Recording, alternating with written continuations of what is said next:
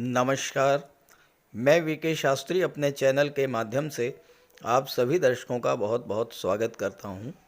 11 फरवरी से 18 मार्च 2024 बहुत बड़ा उलटफेर होगा। जी हाँ, न्याय के देवता, कर्म के कारक सूर्य पुत्र शनिदेव 11 फरवरी को कुंभ राशि में अस्त हो चुके हैं। जब भी सूर्य और शनि के बीच 15 डिग्री या इससे कम का अंतर होता है तो शनि अस्त हो जाते हैं। अस्त होने का अर्थ है किसी ग्रह की शक्तियों में कमी आना। अस्त का अर्थ है प्रभावहीन हो जाना। शनि के अस्त होने का सबसे बड़ा लाभ उन जातकों को होगा जिनके जीवन में शनिदेव की साढ़े साती, ढैया या पनौती गतिमान है, या उन जातकों को विशेष लाभ मिलेगा जिनके जीवन में शनिदेव की महादशा, अंतर्दशा या प्रत्यंतर दशा गतिमान है। क्योंकि शनि के अस्त होने से ऐसे जातकों को शनि जन्य पीड़ा से मुक्ति मिलेगी और वो जातक इस गोचर का लाभ अपनी आर्थिक, मानसिक, शारीरिक और सामाजिक दशा को सुधारने में कर सकते हैं और शनि के कारण आपने जो कुछ भी खोया उसे पुनः प्राप्त करने का प्रयास भी कर सकते हैं। शनि इस समय राहु के नक्षत्र शतभिषा में गोचर कर रहे हैं। हालांकि शनि का अस्त होना बहुत शुभ लक्षण नहीं है और इसके लिए आपको मानसिक रूप से तैयार भी रहना होगा।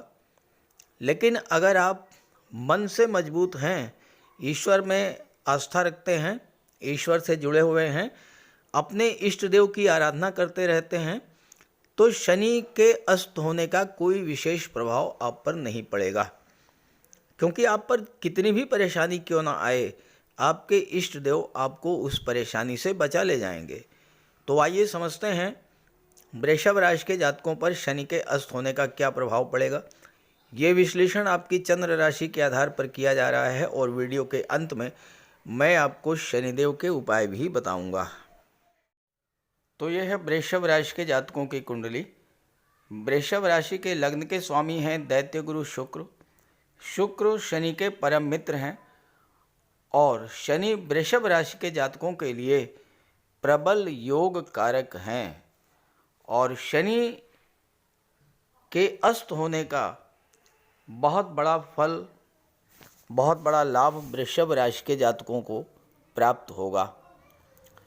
दशम भाव में शनि अस्त हो रहे हैं सूर्य के प्रभाव से और यहाँ पर शनि भाग्य भाव के स्वामी होकर के कर्म के भाव में गोचर कर रहे हैं और शनि की दृष्टि 12वें भाव पर, चौथे भाव पर और 7वें भाव पर पड़ रही है।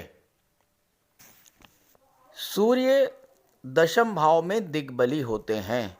दशम भाव गवर्नमेंट को शो करता है, राज्य को शो करता है और सूर्य शासन, प्रशासन, राजनीति और उच्च पद के कारक होते हैं। साथ ही साथ सूर्य पिता के भी कारक होते हैं। इन 35 दिनों में आपको पिता के स्वास्थ्य का विशेष ध्यान रखना होगा। साथ ही साथ पिता के साथ आपके संबंध खराब ना हो, इसका भी आपको विशेष ध्यान रखना होगा। चूँकि कर्म के कारक हैं शनि और शनि अस्त हो चुके हैं, तो कैरियर को लेकर के कोई भी फैसला बहुत सोच समझ करके लेना होगा इस गोचर काल में।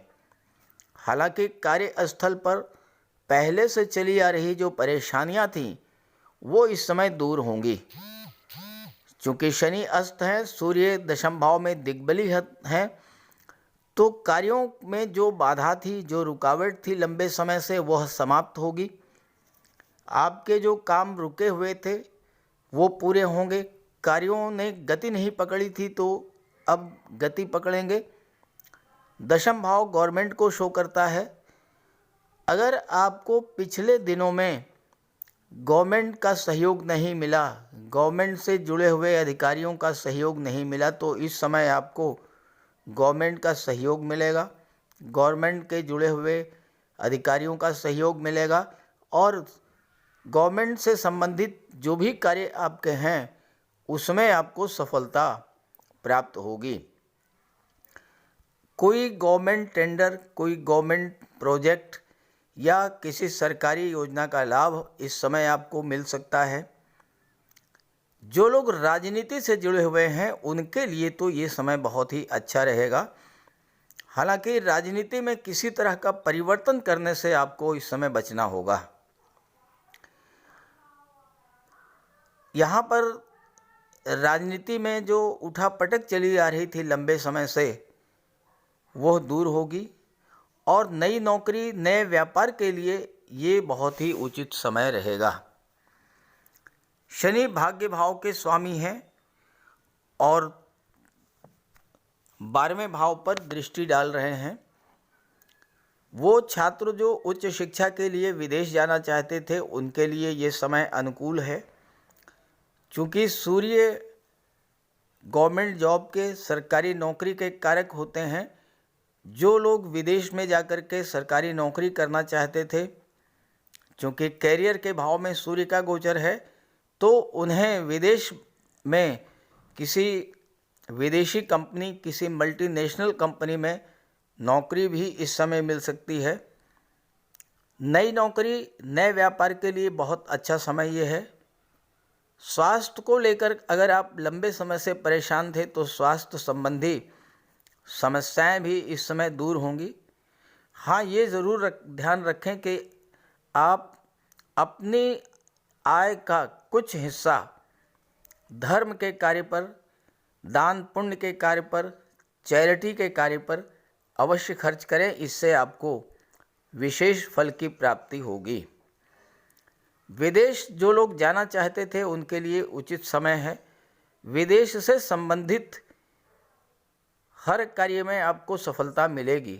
चूँकि शनि सप्तम पर दृष्टि डाल रहे हैं, सप्तम भाव व्यापार का होता है, 12वें भाव पर भी दृष्टि डाल रहे हैं, 12वां भाव विदेश का होता है, तो ये समय विदेशी व्यापार से लाभ लेने का भी है। आप अपने कार्य क्षेत्र को, अपने करियर को, अपने व्यापार को विदेशों तक विस्तार कर सकते हैं इस गोचर काल में, और उसके लिए बहुत ही अनुकूल समय रहेगा। सूर्य की दृष्टि चौथे भाव पर पड़ेगी, अपनी ही राशि पर। चौथे भाव में 5 लिखा हुआ है। 5 का मतलब है सिंह राशि। अपनी ही राशि पर जब सूर्य दृष्टि डालेंगे तो लंबे समय तक भूमि भवन को लेकर के, वाहन को लेकर के जो समस्याएं आपके जीवन में चल रही थीं वो समाप्त होंगी।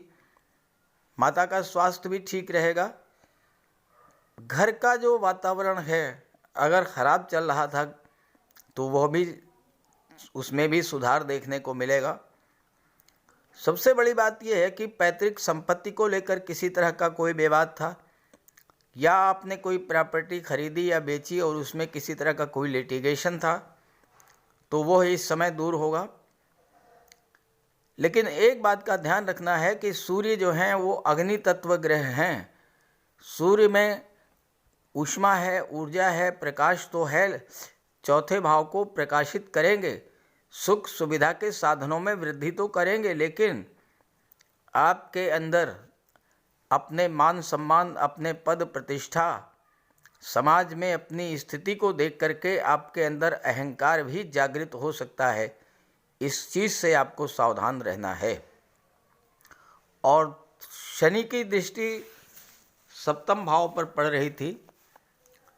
अभी तक आपके दाम्पत्य जीवन में किसी तरह के कोई तनाव की स्थिति थी, जीवन साथी का स्वास्थ्य खराब चल रहा था, तो उसमें सुधार देखने को मिलेगा। संबंधों में मधुरता आएगी। पार्टनरशिप में अगर आप व्यापार कर रहे थे और आपके साथ किसी तरह की कोई चीटिंग हुई, कोई धोखाधड़ी हुई, पार्टनर ने आपको चीट किया, तो उस तरह की जो समस्याएं थीं वो दूर होंगी। जो नुकसान आपका हुआ था उसकी भरपाई इस गोचर काल में होगी। और जो सबसे महत्वपूर्ण बात है वो ये है कि आपके विवाह में जो देरी हो रही थी वह दूर होगी। 11 फरवरी से 18 मार्च 2024 के बीच के जो 35 दिन हैं, ये 35 दिन आपके लिए विवाह के लिए बहुत ही अनुकूल हैं। विवाह के रिश्ते आएंगे, विवाह फाइनल होंगे और आपका विवाह भी हो सकता है कि इसी गोचर काल में हो जाए। लेकिन चूंकि शनि अस्त हैं, आपके राशि के स्वामी के मित्र हैं, तो ऐसे में शनि का विशेष उपाय जरूर कीजिएगा ताकि आपको शनि के अस्त होने का कोई नकारात्मक प्रभाव आप पर ना पड़े। तो बात करते हैं उपायों पर। ज्योतिष शास्त्र में कहा गया है कि शनि जिस पर प्रसन्न होते हैं, यानी जिसका शनि ग्रह मजबूत स्थिति में होता है, तो शनिदेव रंक से राजा बना देते हैं, और शनि अगर कमज़ोर हुए, खराब हुए, तो राजा भी रंक हो जाता है। शनि के मजबूत होने से लोहा, मशीनरी, कारखाने से जुड़े व्यापार में तरक्की होती है, कोर्ट केस में विजय मिलती है, कार्यों में सफलता प्राप्त होती है, सांसारिक समस्याओं से मुक्ति मिलती है। और शनि को न्याय का प्रतीक माना गया है। यदि शनिदेव मजबूत हैं तो आपके साथ अन्याय नहीं होता। जब शनि खराब होते हैं तो बड़े से बड़े कष्ट झेलने पड़ते हैं। तो बात करते हैं शनि के उपायों के बारे में। ऐसा कोई भी कार्य ना करें जो कि शनि को पसंद नहीं है। शनिदेव को इलीगल कार्य पसंद नहीं है। झूठ, फरेब, छल, कपट, धोखाधड़ी, बेईमानी, ये सब शनिदेव को पसंद नहीं है। शनिदेव को परिश्रम, अनुशासन और व्यवस्था पसंद है। तो ऐसे कार्य कीजिए।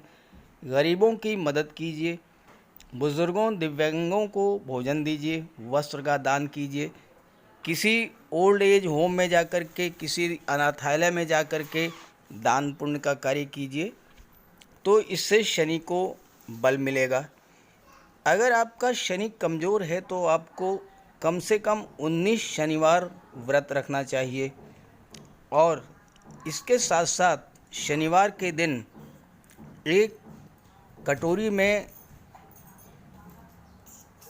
सरसों का तेल लेकर उसमें अपना चेहरा देखिए और उस तेल को किसी को दान कर दीजिए। इसके अलावा शनिवार के दिन एक पात्र में जल, दूध, चीनी, काला तिल और गंगा जल ये रख लीजिए। इसके बाद पश्चिम दिशा की ओर मुँह करके पीपल के वृक्ष को अर्पित कर दें। इससे भी शनि को बल मिलता है। शनिवार के दिन उड़द से बनी पंजीरी, पकौड़ी, चीला, बड़ा ये सब खाना चाहिए। सरसों के तेल में बने भोज्य पदार्थ ग्रहण करना चाहिए। इससे शनि ग्रह को ताकत मिलती है। केले का भी आप सेवन कर सकते हैं। और शनिवार के दिन कंबल, जूता, चप्पल, लोहा, काले कपड़े और नारियल जटा वाला ये भी आप दान कर सकते हैं। सरसों का तेल का दान कर सकते हैं। और अगर शनि कमज़ोर है तो आपको नीलम धारण करना चाहिए, लेकिन इसके लिए किसी आप योग्य ज्योतिषी की मदद ले लें। तो ये सब उपाय आप करेंगे तो आपको बहुत बड़ा लाभ मिलेगा। नमस्कार।